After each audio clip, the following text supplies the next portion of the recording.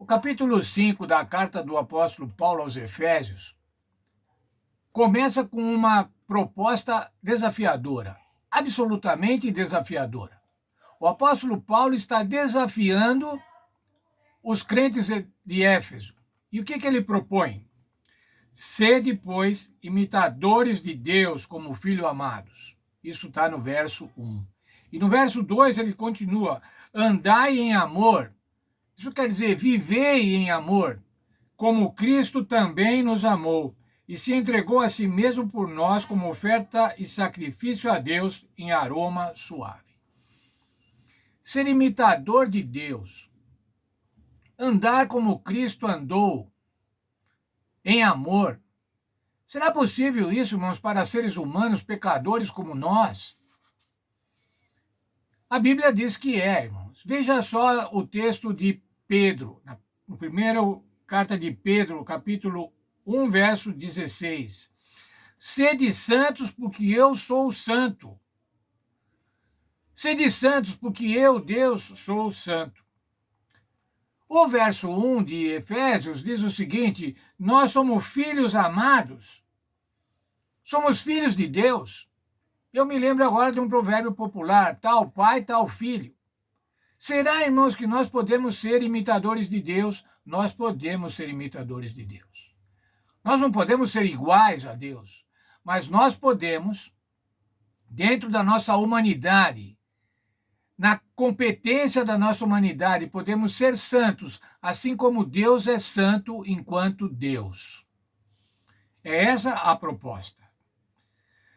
Andar em amor, como também Cristo nos amou. Como é que Cristo nos amou, irmãos?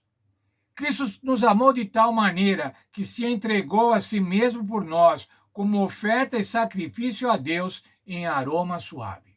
O sacrifício do Senhor Jesus Cristo foi aceito como aroma suave.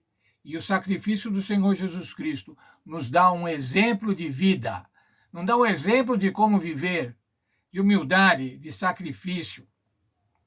O Senhor Jesus Cristo nos salvou dos nossos pecados e também nos dá um exemplo de vida. Como é que deve ser, então, a ética dos cristãos? Como que o apóstolo Paulo vai falar agora para os crentes de Éfeso? Olha, vocês devem ser imitadores de Deus. Vocês têm que andar em amor como Cristo andou.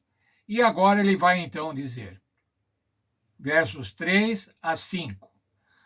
Mas a impudícia, as impurezas, toda a cobiça, nem sequer se nomeie em vós, como convém aos santos. Nem conversação torpe, nem palavras vãs, nem chocarrices, coisas essas inconvenientes. Antes, pelo contrário, ações de graça. Sabei, pois, isso, nenhum incontinente ou impuro ou avarento, que é idólatra, tem herança no reino de Cristo e de Deus. O apóstolo Paulo estava falando aqui da imoralidade sexual, do desejo pecaminoso, do sexo pecaminoso. Veja, o sexo não é pecaminoso, mas ele pode se tornar pecaminoso. Pelo contrário, o sexo é uma coisa santa que o Senhor Deus proveu para a alegria da humanidade, para a felicidade da humanidade, de seres humanos, homens e mulheres, no matrimônio. Mas veja só, o sexo é pervertido e não é de hoje. Há 2000 anos atrás, o apóstolo Paulo estava falando das perversões sexuais. Mas ainda, irmãos, ele estava falando da conversação indecente, das palavras tolas, dos palavrões, das piadas sujas, dos gracejos atrevidos. Isso não deve ser da vida do crente. Isso era da vida daqueles que eram antes de se tornarem crentes. E ele diz que esses são avarentos, porque avarento ou idólatra é o mesmo que adora ídolos. Quando alguém age dessa maneira, pensando somente nos seus interesses pessoais, nas suas satisfações pessoais, nas suas impurezas, ele está colocando tudo isso no lugar de Deus. Portanto, ele é idólatra. A sociedade greco-romana do primeiro século era injusta, era permissiva, imoral e corrupta, especialmente nos grandes centros urbanos. Os grandes centros urbanos propiciam o anonimato, e no anonimato as pessoas praticam as piores coisas. E era isso que acontecia. O anonimato propiciava atos imorais, prática sexual corrompida. Lembre-se, Éfeso era uma cidade de 250 mil habitantes, das maiores cidades do mundo naquela época. Porém, irmãos, nós não podemos dizer que lá em Éfeso só havia corruptos, só havia devassos. Havia também, na estrutura greco-romana, pessoas interessadas e preocupadas com as virtudes. Não eram agora virtudes cristãs, com as virtudes em geral. Mas quando eles encontraram no cristianismo o espelho dessas virtudes, a pregação dessas virtudes, muitos gentios, muitos estrangeiros converteram-se ao cristianismo, porque também buscavam virtudes. Como é o mundo de hoje, irmãos? Nós podemos dizer que o mundo de hoje é devasso, mas nós não podemos dizer que todos são.